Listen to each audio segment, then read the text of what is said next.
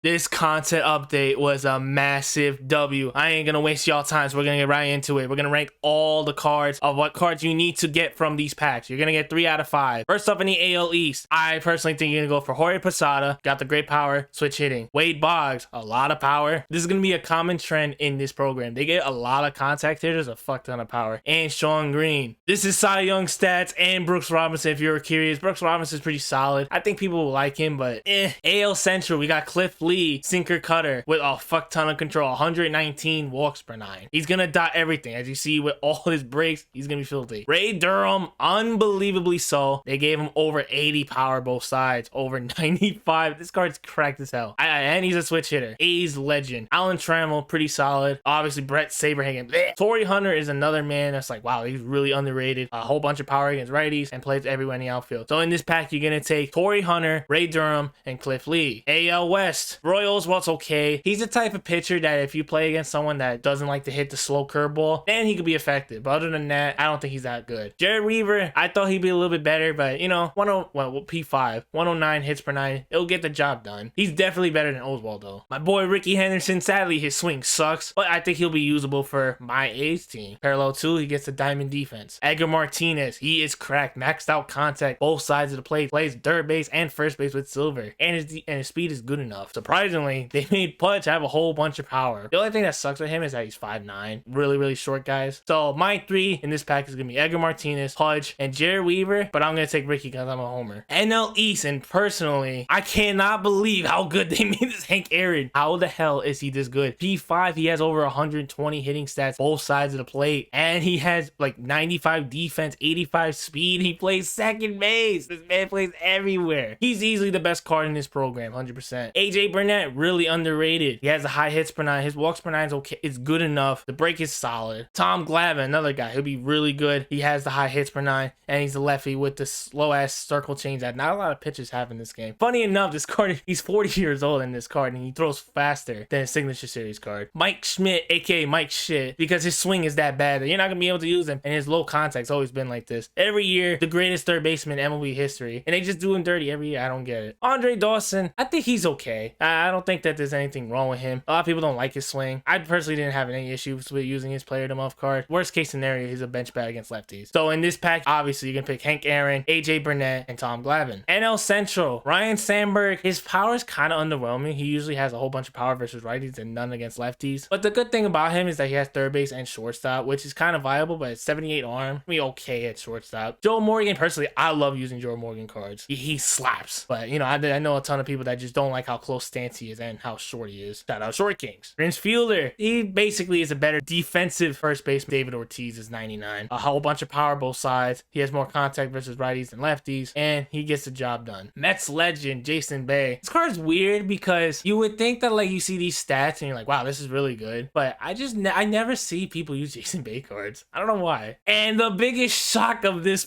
contact drop is they gave Ozzie Smith 99 power. In what world have we seen Ozzie Smith have 99 power in any league? I mean, 72 power is but you know what? If you're playing Laughing Mouth, this is not a bad Ozzie Smith and easily the best Ozzie Smith card we've ever gotten. So the 3 I would pick: Prince Fielder, Jason Bay, and between Ryan Sandberg or Ozzie Smith. And lastly, the NL West. Steve Finley is a god. This is literally Cedric Mullins on crack. He has a whole bunch of power. His swing is excellent. He has diamond defense all over the outfield. I believe at P1 he needs to get diamond defense. And he has mid-80 speed, which is good enough. His arm is not the best, but you can live with 80. Ty Helton, another guy. 112 power versus righties, diamond defense, and he can play the outfield if you really like his swing, which is a very nice bonus. And that's the thing we see with this content drop. A lot of secondaries. Don Sutton is pretty underrated. I think he's probably the 4th best pitcher in this program. He has 117 hits per 9. Walks per 9 is good enough. His velo is low, but because he can throw a screwball and a slider, that's what makes him very usable. Another contact guy that never gets a lot of power is Tony Gwynn. He has 90 power versus righties. Very usable. I love what they did with the contact hitters. They knew that contact hitters were not good in this game, so they juiced it. William McCovey, I mean, he's a typical bench bat. Like, you know, he's like this every year, you know. Mashes against righties, he's okay against lefties, and he's unusable in the outfield. This is probably the best he's ever been defensively. Silver defense at P1, mid 40 speed. That's not that bad. But in this pack, you're gonna pick Steve Finley, Don Sutton, and Tony Gwynn or Todd Rod Helton. And if you guys were wondering what the rest of the program is,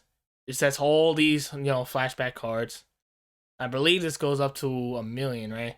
Oh, they also give these cards back. Nice. Yeah, so this program goes up to 1 million. I appreciate y'all. By the way, we are almost at 1,000 subs. I cannot thank y'all enough for the support. This game has allowed me to make content that I would never think I would be able to make in YouTube partner. I didn't think I would be even close in this year. I was thinking hopefully that I start MLB 23, I would get it. We may get it before October. Y'all have been killing it. And I will talk to y'all later.